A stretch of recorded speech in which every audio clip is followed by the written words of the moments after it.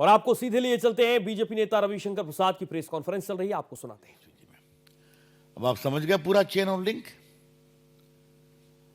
Railway का hotel low maintenance के लिए और जमीन दो, नौकरी लो और जमीन दो, रेलवे का होटल लो और जमीन दो, ये है लालू प्रसाद जी का मॉडल। क्लियर?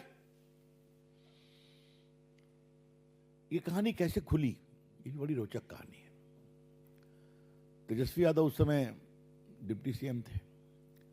अब कहा गया वहां पर बिहार का सबसे बड़ा मॉल बन रहा है। अब सबसे बड़ा मॉल बन रहा है तो वहां से मिट्टी निकली और मिट्टी चली गई बोटेनिकल गार्डन में।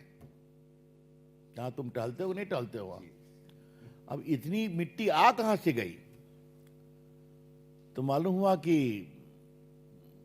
वन विभाग की मिट्टी थी, यहां लागी गई है। तो आई कहां से है?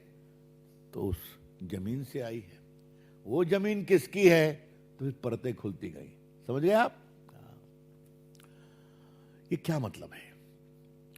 कोई लूट की हद होती है क्या? आपको मालूम है कि जैसा चर्चा कई बार किया है कि मैं चारा घोटाले को एक्सपोज करने वाला वकील था। पीआईएल में नहीं बहस की थी, हाई कोर्ट में, सुप्रीम कोर्ट में तो और बड़े वकील लोग आए थे। 2 साल लड़ाई हुई थी। लालू जी को सजा हो चुकी है, संभवतः 12 साल की सजा है ना, 12 साल की सजा है।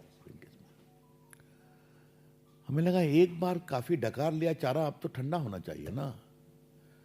तो अलकतरा घोटाले का भी वही हाल है, अब उसमें भी सजा चल रही है। हमने कहा अब तो शांति होनी चाहिए, तो फिर जमीन के बदले नौकरी। हमने कहा अब भी शांति होनी चाहिए, तो रेलवे के होटल में भी भ्रष्टाचार, उसके अलॉटमेंट में।